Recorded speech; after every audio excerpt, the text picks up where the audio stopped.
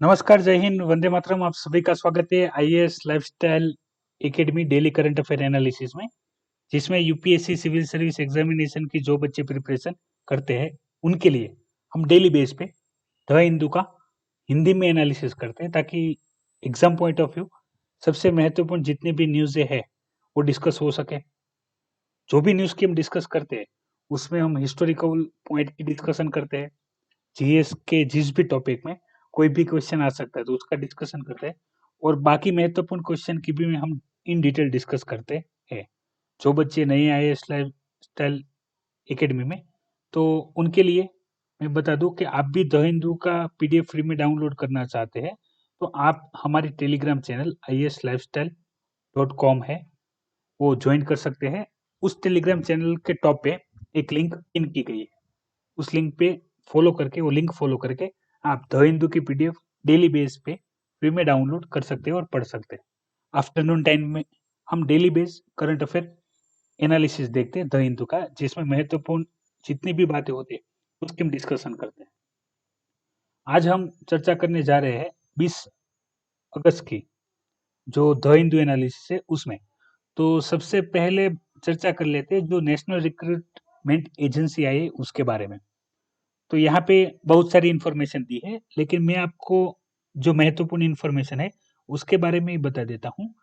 तो ये जो नेशनल रिक्रूटमेंट एजेंसी है, उन्होंने कॉमन एलिजिबिलिटी टेस्ट को अप्रूवल दे दिया है। ये आपको जानना जरूरी है। जिसमें अभी क्या होगा, जैसे कि हर साल 2.5 से 3 करोड़ बच्चे एग्जाम देते थे, और मैं आपको बताऊं हाल ही में 20 रिक्रूटमेंट एजेंसी है, ठीक है, जो जॉब के लिए एग्जाम कंडक्ट करवाती है बच्चों का। तो वो 20 रिक्रूटमेंट एजेंसी क्या करती है, हर साल स्टूडेंट के लिए एग्जाम के फॉर्म भरवाती है। पहले प्रीलिम्स एग्जाम होता है, सेम मेंस एग्जाम होता है, मल्टीपल चॉइस टाइप क्वेश्चन होते हैं। आप देख सकते हैं जो काफी सारे अपने पार्लियामेंट के भी रिक्रूटमेंट आते हैं, फिर अपने सेंटर के भी रिक्रूटमेंट आते हैं। तो उनमें कंप्यूटर टेस्ट भी होता है, ठीक है, जिसमें आपको सब्जेक्ट सेम ही रहेंगे, इंग्लिश रहेगी, मैथ्स रीजनिंग रहेगा, हिस्ट्री, फिर ये जनरल स्टडी के सारे सब्जेक्ट रहेंगे। तो इन सारी जो एजेंसियां होती है, टोटल 20 एजेंसियां है जो इस एग्जाम कंडक्ट करती थी। तो हर साल 2.5 से 3 करोड़ बच्चे जिसके लिए एग्जाम देते थे। तो उसमें क्या किया है, जो तीन जो रिक्रूटमेंट थे, सबसे पहला है रेलवे, दूसरा है स्टाफ सिलेक्शन कमीशन का एसएससी, और तीसरा है बैंकिंग का आईबीपीओ। तो ये जो तीनों रिक्रूटमेंट है उनकी कॉमन एक ही एग्जाम कंडक्ट करवाई जाएगी। ध्यान से समझिएगा, इन तीनों की एक ही एग्जाम कंडक्ट करवाई जाएगी जो गिनी जाएगी सीईटी में, कॉमन एलिजिबिलिटी टेस्ट में। इसमें क्या रहेगा, इसमें जैसे कि मान लीजिए कोई एक बच्चा है, वो अप्लाई करता है, तो वो एग्जाम देता है, ठीक है। तो उसका जो भी रिजल्ट आएगा वो 3 साल के लिए वैलिड गिना जाएगा। कोई भी रिक्रूटमेंट होगी तो उस कैंडिडेट के जो वो मार्क्स होंगे उसी पे वो उसका एडमिशन हो जाएगा, ठीक है। उसको हर साल जब भी रिक्रूटमेंट आए तब अप्लाई करना नहीं रहेगा। दूसरी चीज, मान लीजिए कि आपने एक बार अप्लाई किया, ठीक है, एग्जाम में आपके मार्क्स कम या ज्यादा जो भी आए, तो उस कंडीशन में आप क्या कर सकते हैं, और 2 बार एग्जाम दे सकते हैं, सेम अपनी प्रिपरेशन करके 2 बार और एग्जाम दे सकते हैं। तो इन तीनों अटेम्प्ट में से जिस भी अटेम्प्ट में सबसे ज्यादा मार्क्स आए होंगे आपके, वो गिने जाएंगे, और उसी मार्क्स के बेस पे आपको गवर्नमेंट जॉब अलर्ट कर दी जाएगी, ठीक है। ताकि इससे क्या होगा, जो बच्चों को हर साल बारी बारी से एग्जाम देते रहना पड़ता है, ठीक है, वो देना नहीं पड़ता है। और इसको करने का एक ही काम है, जैसे बहुत सारे स्टूडेंट और काफी सारे इंस्टीट्यूट है जो इसका अपोज कर रहे हैं, ठीक है। लेकिन अपोज क्यों कर रहे हैं, वो जानते हैं नहीं जानते। और आप भी क्या सोचते हैं ऐसा कि भाई ये सिस्टम गवर्नमेंट जॉब के लिए सही है कि नहीं, वो आप भी वीडियो के कमेंट बॉक्स में मुझे कमेंट करके बता सकते हैं। अभी इसमें 12 लैंग्वेज में एग्जाम कंडक्ट होगी, ठीक है, सबसे महत्वपूर्ण बात है, एग्जाम कंडक्ट होगी 12 लैंग्वेज में। तो ये सारी इंफॉर्मेशन थी, exam point of view importance नहीं है, लेकिन यदि आप गवर्नमेंट जॉब की प्रिपरेशन कर रहे हैं, आपको गवर्नमेंट जॉब आपकी फर्स्ट प्रायोरिटी है, आप यूपीएससी की प्रिपरेशन कर रहे हैं या एसएससी की प्रिपरेशन कर रहे हैं, साथ में बैंकिंग की भी प्रिपरेशन कर रहे हैं, तो आपके लिए महत्वपूर्ण इंफॉर्मेशन है कि अब कभी जो भी रिक्रूटमेंट होगा, ठीक है, जैसे ही ये इफेक्टिव हो जाएगा, जैसे कैबिनेट ने तो इसको मंजूरी दे दी है, जैसे इफेक्टिव हो जाएगा तो इन तीनों रिक्रूटमेंट है, रेलवे, एसएससी और बैंकिंग के आईबीपीओ में तो उसमें अभी जो नेशनल रिक्रूटमेंट एजेंसी के अंडर में एक ही जो अपना रहेगा कॉमन एलिजिबिलिटी टेस्ट, वही एग्जाम कंडक्ट करवाएगी। उसके जो भी रिजल्ट आएंगे, जो भी मार्क्स आएंगे आपके, 3 साल तक वैलिड है। जैसे ये रिक्रूटमेंट आएगी, यही जो लिस्ट जो एनआरए ने डिस्प्ले की होगी, उसी से रिक्रूटमेंट हो जाएगा। ठीक है, तो अभी के लिए तो इसको बढ़िया बताया जाएगा। हालांकि इसके इम्प्लीमेंटेशन करने के बाद क्या क्या प्रॉब्लम आती है, उसका वो अपने को देखना है। अभी मेन मेन पॉइंट क्या है इसके आधार, तो इसका 3 सबसे महत्वपूर्ण आधार है। एक कि बच्चे को जिस भी रिक्रूटमेंट आती थी, ठीक है, रेलवे की पकड़ लीजिए, एसएससी की पकड़ लीजिए, बैंकिंग की पकड़ लीजिए, तो वो रिक्रूटमेंट आती थी तो उसके लिए अप्लाई करना था। वो अप्लाई करना था, फिर एग्जाम देनी थी, फिर उसका रिजल्ट आता है। रिजल्ट में टाइम भी लगता है, नहीं भी लगता है। रिजल्ट आता है तो पास हो जाए तो ठीक है, नहीं पास होते हैं तो नेगेटिविटी आती है। फिर ऐसी हर एक एग्जाम देते रहना है। करप्शन के भी चांसेस थे, ठीक है, इसमें करप्शन और घोटाले की भी बहुत सारी समस्या थी। तो इन सबको काउंटर करने के लिए ये सिस्टम बनाया गया है, ताकि जिस भी बच्चे को गवर्नमेंट जॉब चाहिए, उसको एथिकली अच्छे से प्रिपेयर करके मार्क्स लाने होंगे। ठीक है, इसके लिए सिस्टम लाया गया है। काफी सारे बच्चों ने मुझे क्वेश्चन किया था, तो इसकी जो महत्वपूर्ण बातें हैं, अभी ये न्यूज ही है, इसका एडिटोरियल भी आएगा और इन डिटेल इंफॉर्मेशन प्रोवाइड की जाएगी, तब इसमें ज्यादा बात करेंगे। अभी के लिए जितना इंपॉर्टेंस था आपके लिए, वो मैंने आपसे बात कर ली है। यहाँ से हम आगे बात करें, जो अपना डेली बेस जितने भी एडिटोरियल है उसमें हम चर्चा करें। तो सबसे महत्वपूर्ण बात है, उसी की चर्चा हम करते हैं। देखिए, पॉलिटिकल न्यूज आती है, लेकिन पॉलिटिकल न्यूज अपने लिए इतनी महत्वपूर्ण नहीं है। एग्जाम के महत्व के अनुसार देखें, हम आरओआई देखें, यानी रिटर्न ऑन इन्वेस्टमेंट, यानी हम कितना फोकस करते हैं जो भी टॉपिक है वो पढ़ने में, समझने में, नोट्स बनाने में। ठीक है, तो उसमें से कितना एग्जाम में पूछा जाता है और एग्जाम में हम कितना पॉइंट लिखते हैं, उसी हिसाब से जो महत्वपूर्ण न्यूज होती है उसकी हम चर्चा करते हैं। ताकि क्या हो कि भाई, जो पॉलिटिकल न्यूज है जो एग्जाम में आती नहीं है, उसकी चर्चा करके आपका और मेरा दोनों का समय खराब होगा, तो अपने को वो करना नहीं है। यहाँ पे इंफॉर्मेशन दी गई है चाइना और जो रशिया है, तो उनका जो रिलेशनशिप है, ठीक है, उसके बारे में यहाँ पे इन डिटेल इंफॉर्मेशन प्रोवाइड की गई है। और अपने इंडिया की जो फॉरेन पॉलिसी है, ठीक है, उससे इसमें क्या अंतर आएगा, तो उसकी यहाँ बात की गई है। तो जो भी महत्वपूर्ण 3-4 बातें हैं, वो मैं आपको बता देता हूँ।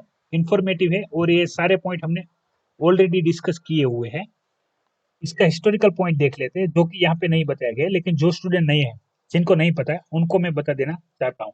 तो यहाँ पे अपनी इंडिया की हिस्ट्री से हम स्टार्ट करते हैं।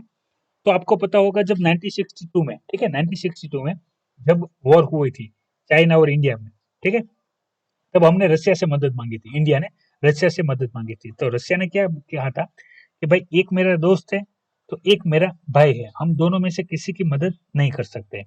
और सेम तभी हमको पता चल गया था कि भाई, हम रशिया के भरोसे कोई काम करें तो अपना काम होने वाला नहीं है।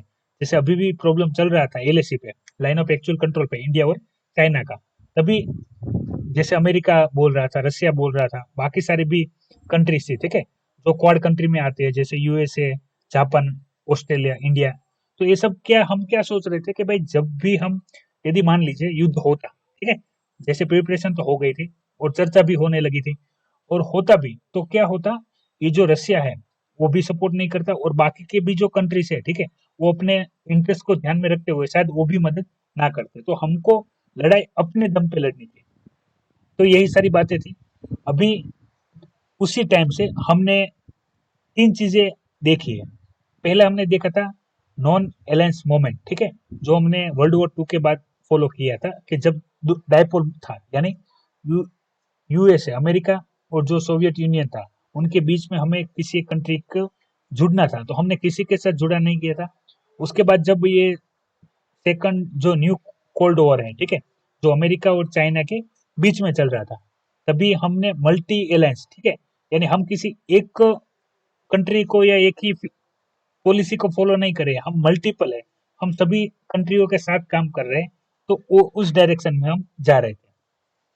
तो अभी जो न्यू एरा है, न्यू एरा में यहाँ पे बात की गई है कि जो चाइना और रशिया के जो अच्छे रिलेशनशिप है, ठीक है, दोस्ताना रिलेशनशिप है, इसका मेन कारण क्या है? उसका मेन कारण है अमेरिका। अमेरिका का ट्रेड वॉर चलता है चाइना के साथ और अमेरिका सेम कंपटीशन देता है रशिया को। तो क्या हुआ, जो दुश्मन का दुश्मन होता है वो दोस्त होता है। तो उसी बात पे चाइना और रशिया इकट्ठा हो गया। इसका इकट्ठा होने का भी एक रीजन है कि जैसे समझ लीजिए कि भाई ट्रेड वॉर हो या जो अमेरिका है वो रशिया पे कोई सेशन लगा दे, ठीक है, कि उनकी जो ऑयल है, क्रूड ऑयल, वो एक्सपोर्ट नहीं कर सकता है या उनको किसी को उनके साथ खरीदना नहीं है। तो इस कंडीशन में क्या हुआ, चाइना ने बोला कि रशिया से आपका जितना भी ये क्रूड ऑयल है वो हम सब ले लेंगे और आप हमें आपकी जो टेक्नोलॉजी बेस्ड जितनी भी रिक्वायरमेंट है वो हम आपको सप्लाई करेंगे। तो इससे क्या हुआ, जो रशिया है तो वो जो अमेरिका का सेंसर था उससे भी उनका फर्क पड़ने वाला था, वो ना पड़ा। दूसरी महत्वपूर्ण बात कि भाई चाइना को चाहिए था क्रूड ऑयल तो उसको मिल गया। चाइना को टेक्नोलॉजी के जो प्रोडक्ट है, ठीक है, डिवाइस से लैपटॉप से कुछ भी, यानी इलेक्ट्रिक जितनी भी रिक्वायरमेंट है रशिया की तो वो चाइना पूरा करेगा। चाइना का क्रूड ऑयल, रशिया का क्रूड ऑयल चाइना खरीद लेगा। तो इससे क्या होगा, इससे ट्रेड होगा। हाल ही में रशिया का जो ट्रेड है वो सरप्लस है, ठीक है, लेकिन इन फ्यूचर देखा जा रहा है, जैसे इंफॉर्मेशन यहाँ पे दी गई है, ठीक है, अभी जो ट्रेड वॉर है उसमें अभी जो ट्रेड चल रहा है तो उसमें रशिया सरप्लस चल रहा है। लेकिन यहाँ पे बात क्या की जा रही है कि भाई बहुत जल्दी जो चाइना है जो टेक्नोलॉजी बेस्ड काम कर रहा है रशिया के साथ, तो वो रशिया को पीछे छोड़ देगा ट्रेड सरप्लस में। वो तो हमको पता ही है, क्योंकि जैसे ही चाइना के साथ आप ट्रेड शुरू करते हो तो चाइना है वो अपनी प्रोडक्ट क्या करना शुरू कर देता है, वो अपनी प्रोडक्ट ड्रम करना शुरू कर देता है। तो यही सारी बातें यहाँ पे बताई गई है कि जैसे कि अभी एक बात और भी यहाँ पे बताई गई है कि अगर रशिया पूरी तरीके से अगर चाइना पे डिपेंड हो जाता है, ठीक है, तो उससे क्या होगा, जो रशिया का इन्फ्लुएंस है यूरोपियन यूनियन में या यूरोपियन देशों में, ठीक है, वो कम हो जाएगा। तो रशिया वो भी नहीं चाहता है। तो वो चाइना के साथ जुड़ा हुआ तो है लेकिन उनका जो इन्फ्लुएंस है यूरोपियन यूनियन में वो भी कम ना हो, उसका उसको ध्यान रखना है। दूसरा वो ऐसा भी बताते हैं कि मान लीजिए कि अमेरिका के जो साथ प्रॉब्लम चल रहा है इसके लिए रशिया चाइना से जुड़ा हुआ है, लेकिन फिर ऐसा ना हो कि रशिया टोटली चाइना पे डिपेंड हो जाए, कि जैसे आज हम भारत की स्थिति देखते हैं। हम अपना टेक्नोलॉजी में बात करें, जैसे मोबाइल कंपनी में 70 से 80% मोबाइल मार्केट चाइना का है। फार्मास्यूटिकल की हम बात करें तो मैंने जैसे अभी आपको पहले ही बताया था कि इंडिया की जो 70 to 80% जो एपीआई होते हैं, एक्टिव फार्मास्यूटिकल इंग्रेडिएंट होते हैं, वो चाइना से आते हैं। अपनी डिपेंडेंसी चाइना पे ज्यादा है, तो वो कम करना भी मुश्किल है। और अपनी सुई सुई से लेके बड़ी बड़ी मशीन तक हम कहाँ से लाते हैं, हम चाइना से लाते हैं। तो अपनी डिपेंडेंसी चाइना पे ज्यादा है, तो उसको हमको कम करना है, ठीक है, सेल्फ रिलायंस जो आत्मनिर्भर भारत है उनके लिए। तो ये सारी इंफॉर्मेशन है, जो नए बच्चे हैं जो ये सारी बातें नहीं जानते तो उनके लिए इन्फॉर्मेटिव है। बाकी जो पुराने बच्चे हैं उनको पता ही है।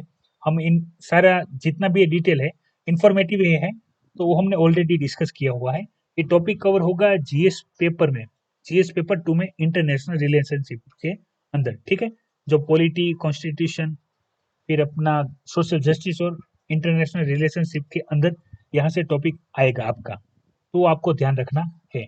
तो ये भी इम्पोर्टेंट है। दूसरी जो महत्वपूर्ण बात है वो है पीएम केयर फंड की ट्रांसपेरेंसी को लेके।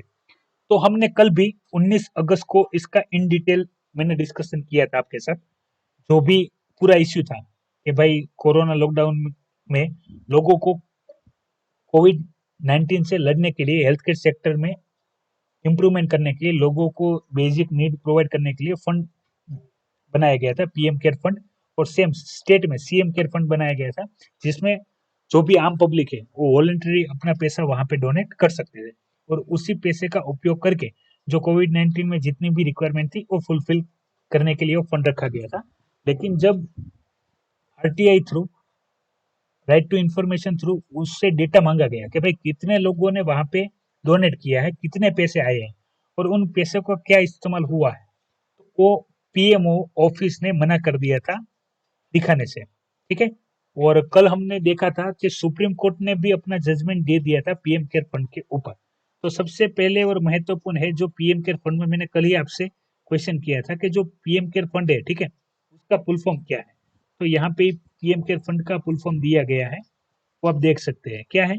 Prime minister citizen assistant and relief in emergency situation, ठीक है। ये फुल फॉर्म है पीएम केयर फंड का। जैसे कि मान लीजिए प्रीलिम्स में आपको 3-4 फुल फॉर्म दे दिया जाए, किसी एक में घोटाला करके दे दिया जाए, फिर बोल दिया जाए कि भाई फाइंड द करेक्ट सेंटेंस, ठीक है, या करेंट फुल फॉर्म, तो आपको पता होने चाहिए। तो ऐसी जो सबसे ज्यादा चर्चा में रहा हो जो भी टॉपिक, सॉरी, तो उस पॉइंट को आपको अच्छे से प्रिपेयर करना होगा। मैंने कल भी पूछा था पीएम केयर फंड का फुल फॉर्म कौन सा सही है, ठीक है। तो 2-3 बच्चे थे, उन्होंने सही जवाब दिया था, तो आप भी ट्राई कीजिएगा। और दूसरा, कल जैसे बताया गया था सुप्रीम कोर्ट के द्वारा कि जो नेशनल डिजास्टर रिस्पांस फंड है, ठीक है, वो अलग एंटिटी है। तो आपको यदि पैसा देना है तो उसमें अलग से देना पड़ेगा। ये पैसा आप सीधे सीधे वहां पे डोनेट नहीं कर सकते। फिर ये जो पीएम केयर फंड था वो बनाया गया था पब्लिक चैरिटेबल ट्रस्ट में।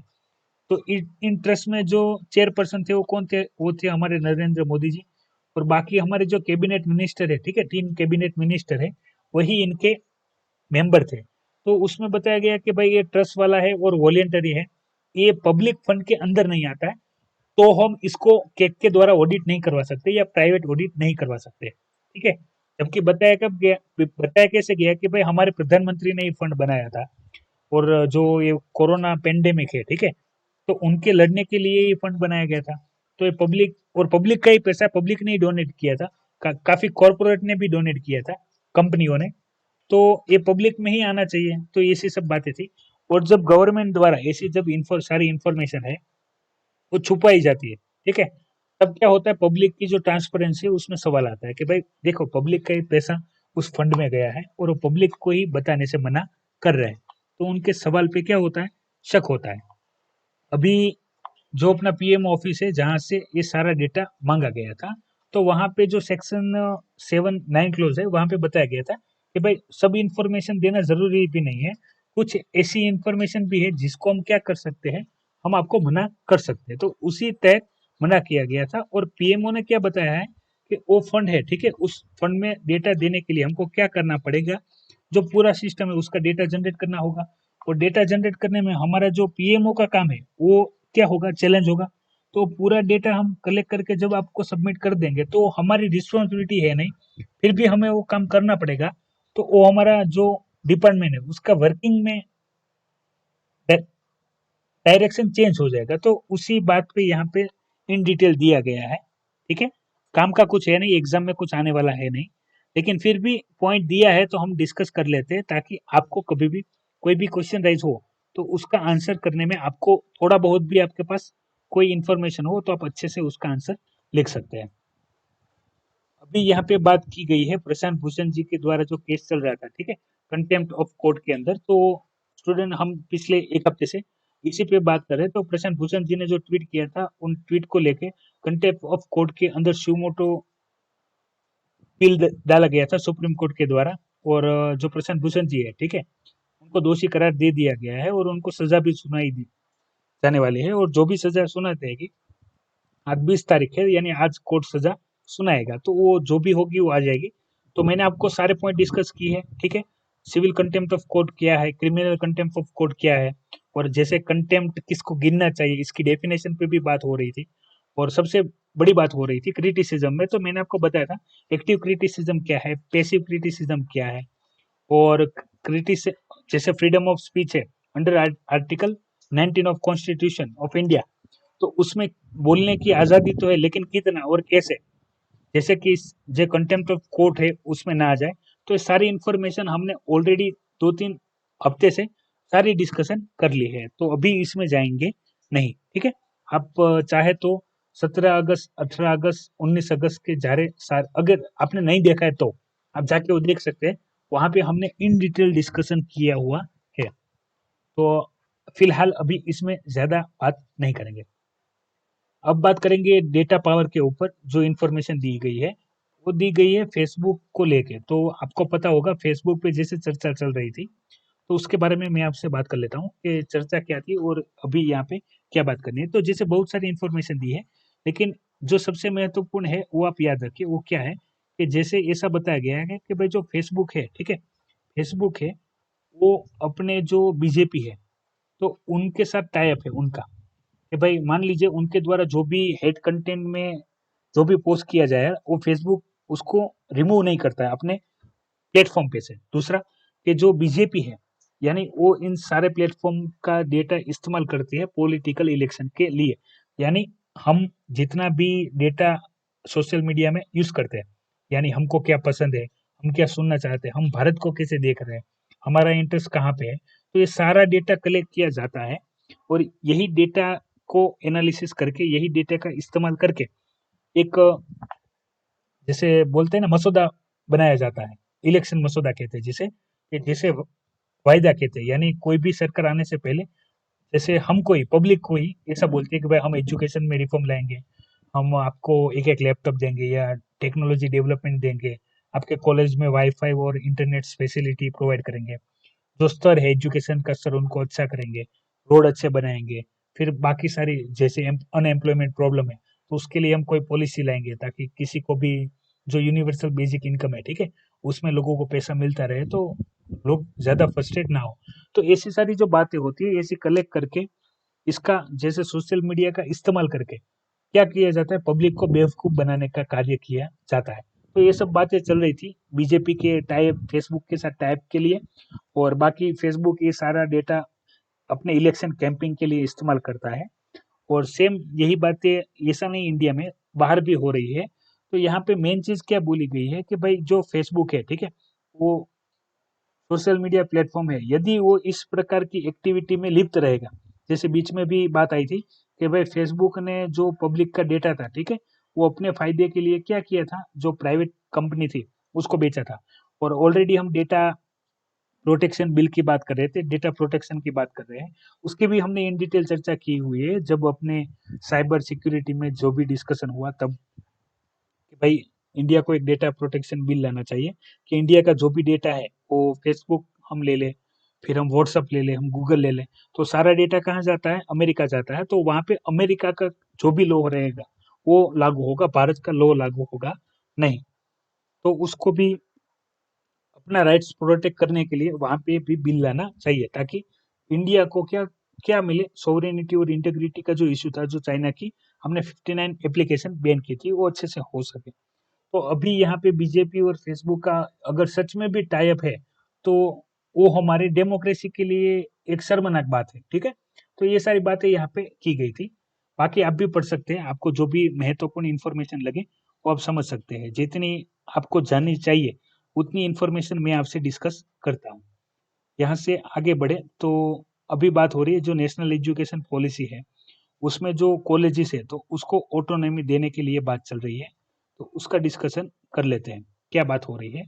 तो यहाँ पे जो मेन मेन डिस्कशन है उसमें आपको जो समझने की जरूरत है वो है कि जैसे यहाँ पे बताया गया है कि अभी क्या चल रहा है, तो अभी नेशनल एजुकेशन पॉलिसी से पहले जो अभी करंट सिचुएशन है वहाँ पे ये बात हो रही है कि मान लीजिए कोई भी एक स्टेट ले ले, स्टेट में कोई एरिया ले ले, तो ज्यादातर क्या होता है कि जो भी कॉलेज होती है वो अपने एरिया की रिस्पेक्टिव कोई भी यूनिवर्सिटी होगी उसको रिपोर्ट करती होगी। मान लीजिए कोई एक यूनिवर्सिटी है जिसमें एरिया की 40 या 50 जो भी कॉलेज वहाँ पे अवेलेबल है वो उन सबको रिपोर्टिंग करती है। अभी कोई कॉलेज अच्छे से अपना इंस्टीट्यूट वाला काम कर रही है, अपना जो भी स्टूडेंट के लिए ज़रूरी है, तो वो इन्फॉर्मेशन के लिए, वो स्किल बढ़ाने के लिए प्रैक्टिस कर रही है। और बहुत सारी ऐसी दूसरी भी चीज़ें जो एज़ अ कॉलेज करनी चाहिए स्टूडेंट के लिए, स्टूडेंट की स्किल के लिए, वो कर रही है। लेकिन होता क्या है कि उनको सारा कार्य जो एकेडमिक टर्म होता है, जैसे कब एग्ज़ाम होगी, कब एग्ज़ाम के बाद कब रिज़ल्ट आएगा, अगला टेन्योर कब शुरू होगा, तो उसके लिए कॉलेजों को किस पे डिपेंड रहना पड़ता है, यूनिवर्सिटियों पे डिपेंड रहना पड़ता है। अब यूनिवर्सिटी में क्या होगा, जैसे अभी हमने 40 एग्जाम्पल लिए, लेकिन मान के चलिए कुछ कुछ ऐसा भी है जहाँ पे 50-60 कॉलेज से ज्यादा कॉलेज है, तो यूनिवर्सिटी सबको साथ लेने के लिए पूरा टाइम दे के चलती है।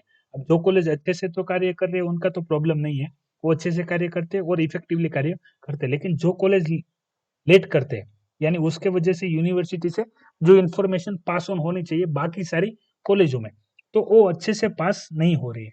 तो इसके वजह से क्या होगा, इसके वजह से होगा जो कॉलेज अच्छे से कर भी रही होगी परफॉर्मेंस, उसका भी परफॉर्मेंस डाउन हो जाएगा। यही सारी बात यहाँ पे बताई गई। तो यहाँ पे मेन कहना क्या चाहता है ये सारी टॉपिक, कि ऐसे जो कॉलेज है कि जो अच्छे से परफॉर्म कर रहे हैं, तो उनको सर्टेन लेवल पे ऑटोनॉमी दे देनी चाहिए कि जिससे उसका जो डिपेंडेंसी यूनिवर्सिटी के ऊपर है वो इतना पूरा डिपेंडेंसी यूनिवर्सिटी पे ना रहे। ठीक है, याद रखिए यहाँ पे पूरी ऑटोनॉमी, कंप्लीट ऑटोनॉमी की बात नहीं की गई है, सर्टेन सर्टेन ऑटोनॉमी की बात करी, यानी वो अपने निर्णय खुद से ले सके, यानी वो डीम यूनिवर्सिटी ना भी हो तब भी वो अपने डिसीजन ले सके और अपने स्टूडेंट के लिए जो भी महत्वपूर्ण डिसीजन है, ठीक है, वो कर सके। तो इसके लिए रेफरेंस भी यहाँ पे दिया गया है 1964 और 1960 का, कि जो महाजनी कमिटी है, ठीक है, उन्होंने कॉलेज के लिए यही सारी रिकमेंडेशन की थी। ठीक है, तो वो कॉलेज को इम्प्लीमेंट करने में उपयोगी होगी। और दूसरा, मैंने बात किया था आप सभी से कि जैसे इसमें क्या करना चाहिए कि भाई जो भी इंस्टीट्यूट है, ठीक है, तो उसको higher education council of India बनाना चाहिए कि जो हायर एजुकेशन है, ठीक है, ग्रेजुएशन पोस्ट ग्रेजुएट, उसके लिए एक ही इंस्टीट्यूट हो जो पूरा कंट्रोल करे। जैसे अभी यूजीसी है, फिर एआईसीटीई है, एआईसीटीएन है, ठीक है, ये सारे क्या है, अलग अलग से मॉनिटर करते हैं अलग अलग कोर्सेज को। इसके बजाय एक ही इंस्टीट्यूट हो वो सबको मैनेज करती हो, ताकि अच्छे से यूनिफॉर्म तरीके से सब कुछ दे देना जाए। लेकिन इस पे सवाल ये खड़ा होता है कि ये जो एजुकेशन है उसको सेंट्रलाइज करने की बात चल रही है कि भाई ये एजुकेशन इससे क्या हो जाएगा, सेंट्रलाइज हो जाएगा, इस प्रकार से बात किया जा रहा है, कि जो कि ठीक भी नहीं है। तो ये एजुकेशन के ऊपर कोई भी टॉपिक आए वो एग्जाम पॉइंट ऑफ व्यू सबसे ज्यादा महत्वपूर्ण रहता है। आएगा कहाँ, जीएस पेपर 3 में आ सकता है, एजुकेशन के टॉपिक को ध्यान में रखते हुए। और सबसे अधिक और महत्वपूर्ण ये ऐसे के अंदर आते हैं, ऐसे चैलेंजेस जो टॉपिक रहेंगे, ठीक है, वो ऐसे के अंदर आते हैं कि आपका व्यू जनाइए कि जो हायर एजुकेशन इंस्टीट्यूट है, ठीक है, उनको रेगुलेटरी के लिए एक ही बॉडी रखनी चाहिए कि अभी जो मल्टी बॉडी जो सिस्टम है वो अच्छा है, नेशनल एजुकेशन सिस्टम और एजुकेशन सिस्टम रिफॉर्म, ऐसा कोई भी टॉपिक देके आपको निबंध में भी क्वेश्चन आ सकते हैं यहाँ से, तो वो आपके लिए महत्वपूर्ण हो जाएगा। यहाँ से हम आगे बात करें तो अभी अभी फिर से टॉपिक आया है इसराइल के ऊपर। तो ये टॉपिक हमने ऑलरेडी डिस्कशन किया हुआ है। अभी फिगर ये पॉलिटिकल है, ठीक है, एनडीए और जो एलजीपी पार्टी है उसके लिए, तो ज़्यादा डिस्कशन नहीं करेंगे, काम का तो कुछ है नहीं और डिस्कस करने का कोई फायदा नहीं है। अभी ये समझ लीजिए कि जो यूएई है और इसराइल है, तो ये पूरा जो टॉपिक हमने डिस्कस किया था, लेकिन जो नए स्टूडेंट है उनके लिए मैं फिर से रिपीट कर देता हूँ। तो इसराइल का मैप आपने देखा होगा, तो ठीक है, मैं आपको मैप में ही दिखा देता हूँ तो आपको अच्छे से समझ में आ जाए। तो समझ लीजिए, ये इसराइल का मैप है, ये पुराना मैप है, ठीक है, ये नया मैप नहीं है, पुराना मैप है, लेकिन फिर भी आपको समझाने के लिए अच्छा रहेगा। यहाँ पे जॉर्डन रिवर है, ठीक है, ये आप देख सकते हैं यहाँ पे जॉर्डन रिवर है और ये पूरा एरिया है इसराइल और ये है पैलेस्टाइन। अभी इतना बड़ा नहीं है, अभी छोटा सा ही बचा है, क्योंकि इसराइल क्या कर रहा है, जो पैलेस्टाइन एरिया है ना उसको कैप्चर कर रहा है। और ये गाजा आप याद रखिएगा, अभी इसका डिस्कशन करेंगे। अभी सिर्फ आप गाजा जो एरिया है इसराइल का वो याद रखिएगा, अभी हम आगे डिस्कस करेंगे तो आपको ये गाजा का क्या है कि जहाँ पे जो हमास है, ठीक है, उसके ऊपर इसराइल ने अटैक किया है, तो आपको पता होना चाहिए इसराइल में गाजा कहाँ है। तो उसका डिस्कशन बाद में करेंगे। अभी यहाँ पे जो यूएई है, ठीक है, उन्होंने इसराइल को क्या किया था कि यहाँ से जो इसराइल है वो पैलेस्टाइन को क्या कर रहा है, ऑक्यूपाई कर रहा है, ठीक है, एनेक्स कर रहा है।